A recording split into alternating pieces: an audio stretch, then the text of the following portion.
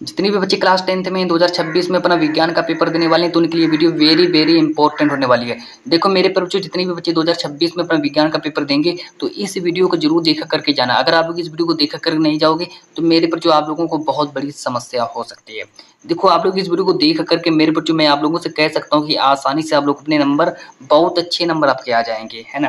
देखो मैं आप लोगों को यहाँ पर कुछ वेरी वेरी इंपॉर्टेंट ऑब्जेक्टिव प्रश्न लेकर के आया हूँ जो कि सभी के सभी ऑब्जेक्टिव प्रश्न इंपॉर्टेंट है। ये सभी के सभी प्रश्न मतलब कि फिजिक्स, केमिस्ट्री और बायोलॉजी मतलब तीनों का तीनों चैप्टरों का वेरी वेरी इंपॉर्टेंट प्रश्न लेकर के आ गया हूँ। सभी के सभी इंपॉर्टेंट प्रश्नों को तैयार करके चले आना, कॉपी में सही से नोट कर लेना, मतलब कि जब पेपर देने जाना तो इन सभी के सभी प्रश्नों का रिवीजन करके जाना। और मैं आप लोगों से 100% गारंटी के साथ कह सकता हूँ कि मेरे जो यहाँ से प्रश्न एक भी नहीं छूटेगा, 100% रियल एकदम यही प्रश्न सब कुछ देखने को मिलेगा। तो आप लोग क्या करिए, कॉपी पेन लेकर बैठिए, मेरे जो मैं आप सभी के सभी प्रश्न आप लोगों के सामने ले आ रहा हूँ। तो मेरे पर जो अब देखो मैं लेकर के आ गया हूँ वेरी वेरी इंपॉर्टेंट ऑब्जेक्टिव प्रश्न, बहुविकल्पी प्रश्न जो आपके पेपर में सीधा डायरेक्ट पूछे ही जाएंगे। अब मेरा पहला प्रश्न है कि H2SO4 का जलीय विलयन क्या होता है। वेरी वेरी इंपॉर्टेंट क्वेश्चन है मेरे पर जो देखो आज की वीडियो में प्रश्न भले कम हो लेकिन पूछे बहुत जाते हैं, है ना। प्रश्न भले कम हो लेकिन पूछे बहुत जाते हैं। मेरी 100% गारंटी के साथ मेरे को यही वाले प्रश्न आएंगे, बिल्कुल रियल एकदम ओबरू पेपर में रखे हुए मिलेंगे, है ना। मैं आप लोगों से 100% कह सकता हूँ क्योंकि अब दिक्कत है कि आपको प्रश्न आ ही चुके हैं, सब कुछ रियल एकदम यही प्रश्न आएंगे। देखो H2SO4 का जलीय विलयन पूछा गया कि जलीय विलयन का पीएच मान कितना होता है। तो ए ऑप्शन दिया 0, बी ऑप्शन दिया 7 से कम, सी ऑप्शन 7 और डी ऑप्शन 7 से अधिक। तो हमसे पूछा गया कि H2SO4 का जलीय विलयन कितना होता है। तो लगा देना मेरे जो ऑप्शन नंबर बी को सही कर देना, 7 से कम होता है। तो इससे ऑप्शन नंबर बी को सही करके चले आना, 1 नंबर मिल जाएगा। आगे तो वो बात करते हैं प्रश्न में जो मेरा सेकंड है। प्रश्न में सेकंड हमसे कह रहा है कि जो हमारा 10⁻⁻6 m 10⁻⁻6 m और फिर लिखा है HCl 10⁻⁻6 HCl विलयन का पीएच मान कितना होता है। तो विलयन का पीएच मान कितना होता है। तो मेरे पर जो ये प्रश्न जो है मैं आप लोगों के लिए छोड़ रहा हूँ। चलो मुझे प्रश्न में दूसरा का आंसर बताओ क्या होगा। सभी के सभी जो बच्चे कमेंट में आंसर करके बताएंगे कि प्रश्न नंबर 2 का आंसर क्या होगा। आगे देखो बात करते हैं प्रश्न नंबर 3 के बारे में। प्रश्न नंबर 3 देखो हमसे क्या कह रहा है। प्रश्न नंबर 3 हमसे कह रहा है कि निम्नलिखित में से अम्लीय लवण है। अब बताना है कि अम्लीय लवण क्या होता है। ए ऑप्शन दिया NaCl, बी ऑप्शन दिया NaHSO4, सी ऑप्शन दिया Na2SO4, है ना। जगह कम होने के कारण मैंने चौथे ऑप्शन को क्लिक नहीं किया, लिखा नहीं है। तो आप लोग मुझे 3 में से ही बताइए कौन सा ऑप्शन सही हो जाएगा। तो 3 में से मेरे को जो आप लोगों का जो ऑप्शन नंबर जो हमारा ये वाला है कि Na2SO4 हमारा बिल्कुल राइट आंसर हो जाएगा, है ना। तो Na2SO4 हमारा बिल्कुल राइट आंसर हो जाएगा, तो यही हमारा अम्लीय लवण हो जाएगा। आगे देखो बात करते हैं प्रश्न नंबर 4 के बारे में। प्रश्न नंबर 4 को देखेंगे कि धातु क्या होते हैं। ए ऑप्शन दिया बी और बी ऑप्शन दिया lithium, C option silicon, D option carbon. तो लगा देना मेरे जो इसमें हमारा राइट आंसर कौन सा हो जाएगा। धातु क्या होता है। तो धातु में हमारा लिथियम को सही कर देना, लिथियम हमारा सही हो जाएगा, है ना। तो ऑप्शन नंबर बी हमारा पूरा सही हो जाएगा। प्रश्न नंबर 4 का ऑप्शन नंबर बी हमारा पूरा सही होगा। आगे देखो बात करते हैं प्रश्न नंबर 5 के बारे में। प्रश्न नंबर 5 हमसे कह रहा है कि निम्नलिखित में से एल्काइन क्या है। तो निम्नलिखित में से एल्काइन क्या है ये बताना है। तो ए ऑप्शन दिया C3H8, बी ऑप्शन दिया C4H10 और सी ऑप्शन दिया C3H6, डी ऑप्शन दिया C3H4। तो मेरे पर इसका ऑप्शन नंबर डी पूरा सही हो जाएगा, मतलब कि C3H4 हमारा पूरा राइट आंसर हो जाएगा। आगे देखो बात करते हैं। अब एक IUPAC नाम पूछा गया है। सभी के सभी इंपॉर्टेंट क्वेश्चनों को याद करते चलिए, कोई भी प्रश्न मत छोड़ना, सबको याद कर लेना, है ना। अगर आप मेरे जो आप लोग सभी के सभी प्रश्नों को याद कर लोगे तो आपको ही फायदा है, आप लोगों के नंबर अच्छे आ जाएंगे, है ना। आप तैयार नहीं करोगे तो मेरे जो आप लोगों को दिक्कत हो जाएगी, तो मैं पहले ही बता चुका हूँ। तो सभी के सभी प्रश्नों को तैयार करके चले आना। मेरे पर जो आप लोगों से 100% गारंटी है कि यही वाले प्रश्न मिलेंगे, 100% मेरे जो है ना।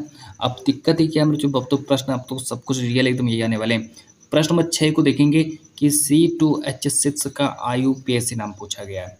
हमसे प्रश्न नंबर 6 में पूछा गया है कि C2H6 का IUPAC नाम क्या होता है। तो देखो ए ऑप्शन दिया मेथेन, बी ऑप्शन दिया एथेन, सी ऑप्शन दिया एथाइन, डी ऑप्शन एथिलीन। तो मेरे पास देखो इसका मुझे आप लोग मुझे कमेंट में आंसर बताइए। सभी के सभी मुझे बच्चे इसका कमेंट में आंसर बताएंगे, है ना। तो मुझे एहसास है सभी लोग इसका आंसर बता सकते हैं। तो चलिए मैं इसका आंसर ही बता देता हूँ।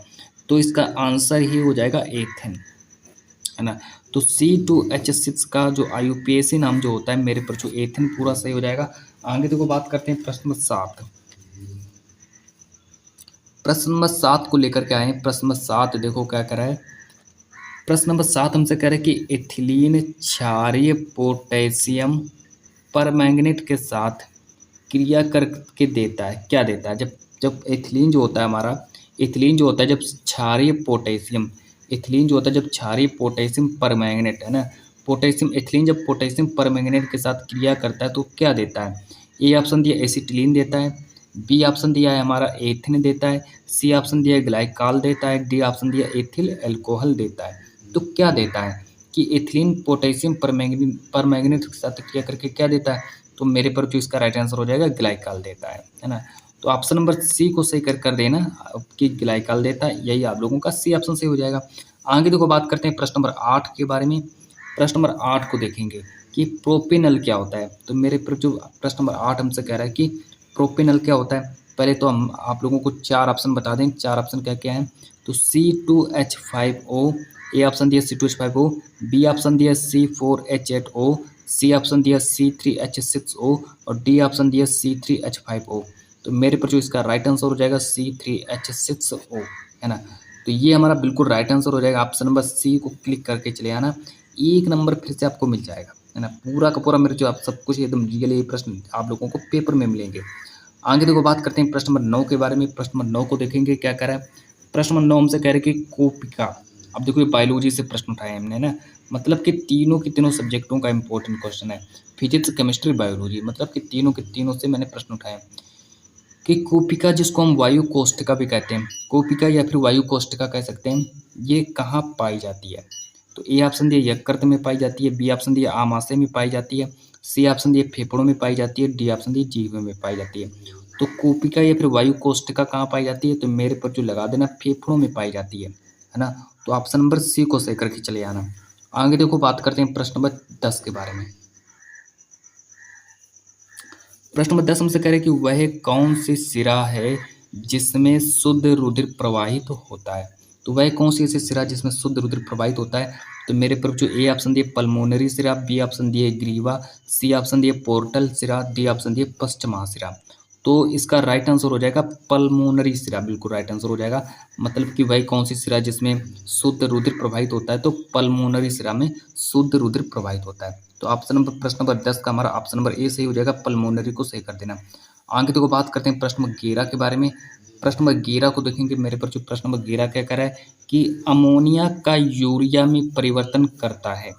अब बताने कि अमोनिया का यूरिया में परिवर्तन कौन करता है, ये प्रश्न नंबर 11 है हमारा। अब देखो 4 ऑप्शन देखो क्या है। ए ऑप्शन दिया आमाशय, बी ऑप्शन दिया आग्नेयाशय और अमाशय और यकृत और उर्वरक। ये हमारे हो गए प्रश्न नंबर 11 का 4 ऑप्शन हो गया। तो इसका जो राइट आंसर हो जाएगा मेरे पर जो यकृत पूरा सही हो जाएगा, यकृत को याद करके चले आना, है ना। तो प्रश्न नंबर 11 हमसे करें कि अमोनिया का यूरिया में परिवर्तन करता है, को कौन करता है? तो अमोनिया के यूरिया में परिवर्तन यकृत करता है। तो ये हमारा प्रश्न नंबर 11 का सी ऑप्शन हमारा सही हो जाएगा। आगे देखो बात करते हैं प्रश्न नंबर, जो मेरा अगला है प्रश्न नंबर 12। प्रश्न नंबर 12 को देखेंगे कि प्रश्न नंबर 12 हमसे देखो क्या कह रहा है। प्रश्न नंबर 12 कह रहा है कि केवल न्यूक्लिक अम्ल तथा केवल न्यूक्लिक अम्ल तथा प्रोटीन्स के बने होते हैं। तो कौन बने होते हैं? तो केवल न्यूक्लिक अम्ल और प्रोटीन के क्या क्या बने होते हैं। तो चलो बात करते हैं कि न्यूक्लिक अम्ल और प्रोटीन के कौन कौन बने होते हैं। ए ऑप्शन दिए जीवाणु बने होते हैं, बी ऑप्शन दिए विषाणु बने होते हैं, सी ऑप्शन दिए क्लोरोप्लास्ट बने होते हैं, डी ऑप्शन दिए प्रायांश बने होते हैं। तो केवल न्यूक्लिक अम्ल और प्रोटीन्स के क्या बने होते हैं? तो मेरे पर जो याद कर लेना विषाणु जो होते हैं ये केवल न्यूक्लिक अम्ल और प्रोटीन के ही बने होते हैं। तो ऑप्शन नंबर बी हमारा पूरा सही हो जाएगा। आगे देखो बात करते हैं प्रश्न नंबर 13 के बारे में। प्रश्न नंबर 13 देखो हमसे क्या कह रहा है। प्रश्न नंबर 13 कह रहे कि केवल जल में घुलनशील होता है। तो केवल जल में घुलनशील कौन होते हैं? ए ऑप्शन दिए विटामिन ए, बी ऑप्शन दिए विटामिन के, सी ऑप्शन दिए विटामिन डी और डी ऑप्शन दिए विटामिन सी। तो जल में घुलनशील क्या होता है? तो मेरे जो ऑप्शन नंबर सी को सही करके चले आना है कि विटामिन सी जो होते हैं जल में घुलनशील होते हैं, तो है ना। तो प्रश्न नंबर 13 का हमारा डी ऑप्शन पूरा सही हो जाएगा। आगे देखो बात करते हैं प्रश्न नंबर 14 के बारे में। प्रश्न नंबर 14 हमसे कह रहा है कि लार में कौन सा एंजाइम पाया जाता है ना। प्रश्न नंबर 14 हमसे कह रहे हैं लार में कौन सा एंजाइम पाया जाता है। तो ए ऑप्शन दिया पेप्सिन, बी ऑप्शन दिया एमिलेस, सी ऑप्शन दिया ट्रिप्सिन, डी ऑप्शन दिया लाइपेस। तो लार में मेरे जो कौन सा एंजाइम पाया जाता है, तो सभी के सभी प्रश्नों को याद करके चले आना। तो इसका भी हमारा राइट आंसर हो जाएगा एमिलेस पाया जाता है। आंख मीच कर आप लोग एमिलेस को ही सही करेंगे। आगे देखो प्रश्न नंबर 15, है ना। सब कुछ मेरे जो रियल एकदम इंपॉर्टेंट क्वेश्चन लेकर के आया हूँ। प्रश्न नंबर 15 देखो क्या कह रहा है। कि एक गोली दर्पण की वक्रता त्रिज्या 30 सेंटीमीटर है। एक गोली दर्पण की वक्रता त्रिज्या 30 सेंटीमीटर है। इसकी फोकस दूरी बताइए। तो फोकस दूरी बराबर होता है हमारा फार्मूला r/2, है ना। तो त्रिज्या का आधा कर दो, 15 आ जाएगा। तो 15 हमारा ये वाला राइट आंसर हो जाएगा, है ना। तो ये वाला हमारा बी ऑप्शन पूरा सही हो जाएगा। आगे देखो प्रश्न नंबर 16। प्रश्न नंबर 16 को देखेंगे। प्रश्न नंबर 16 हमसे देखो क्या कह रहा है कि एक गोली दर्पण की फोकस दूरी f और वक्रता त्रिज्या r में संबंध बताना है ना। तो ए ऑप्शन दिया r बराबर f/2, बी ऑप्शन दिया है r बराबर f, सी ऑप्शन दिया है r बराबर 2f, डी ऑप्शन दिया r बराबर 4f। तो मेरे को जो लगा देना ऑप्शन नंबर सी को पूरा सही कर देना, r बराबर 2f हमारा पूरा राइट आंसर हो जाएगा, है ना। तो यहाँ से मेरे जो आप लोगों के 16 प्रश्न कंप्लीट हो चुके हैं। आगे देखो प्रश्न नंबर 17 के बारे में बात करते हैं। प्रश्न नंबर 17 हमसे देखो कह रहा है कि निकट दृष्टि दोष के निवारण के लिए चश्मे में प्रयुक्त करना चाहिए। मतलब अगर आप लोगों को निकट दृष्टि दोष है तो चश्मे में कौन सा लेंस आप लोग प्रयोग करेंगे ये बताना है। ए ऑप्शन दिया उत्तल लेंस, बी ऑप्शन दिया है उत्तल दर्पण, सी ऑप्शन दिया अवतल लेंस, डी ऑप्शन दिया अवतल दर्पण। तो मेरे जो निकट दृष्टि दोष के लिए आप लोग हमेशा अवतल लेंस का ही प्रयोग करना। आगे देखो बात करते हैं प्रश्न नंबर 18 के बारे में। प्रश्न नंबर 18 हमसे कह रहा है कि प्रकाश का प्रकीर्णन सबसे कम होता है। तो प्रकाश का प्रकीर्णन सबसे कम कहाँ होता है। ए ऑप्शन दिया लाल रंग के लिए, बी ऑप्शन दिया हरे रंग के लिए, सी ऑप्शन दिया पीले रंग के लिए, डी ऑप्शन दिया नीले रंग के लिए। तो प्रकाश का प्रकीर्णन सबसे कम किस रंग के लिए होता है। तो मेरे पर जो प्रकाश का प्रकीर्णन सबसे कम लाल रंग के लिए ही होता है। तो इसको तैयार कर लेना। प्रश्न नंबर 18 का ये वाला ऑप्शन हमारा सही हो जाएगा। आगे देखो बात करते हैं प्रश्न नंबर 19 को। प्रश्न नंबर 19 भी वेरी वेरी इंपॉर्टेंट क्वेश्चन है कि एक प्रोटॉन पर विद्युत आवेश की मात्रा कितनी होती है। जो एक प्रोटॉन जो होता है, एक प्रोटॉन पर विद्युत आवेश की मात्रा कितनी होती है। ए ऑप्शन दिया 1.0 इंटू 10⁻19 कूलाम, बी ऑप्शन दिया 6.25 इंटू 10⁻19 कूलाम, सी ऑप्शन दिया 1.6 इंटू 10⁻19 कूलाम, डी ऑप्शन दिया 1.6 इंटू 10⁻19 कूलाम।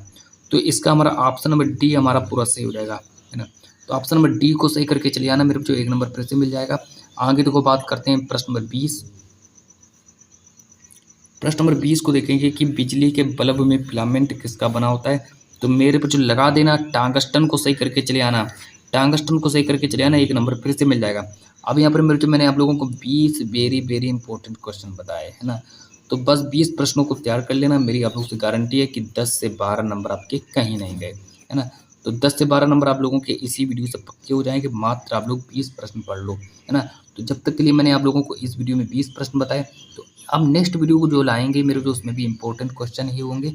तो आप लोग क्या करो, इतने प्रश्नों को तैयार कर लो और फिर नेक्स्ट वीडियो में मैं आप लोगों को और ज़्यादा इंपॉर्टेंट क्वेश्चन बताऊंगा। तो जब तक के लिए आज के इस वीडियो में मैं इतना ही रखता हूँ और मिलते हैं नेक्स्ट वीडियो के साथ।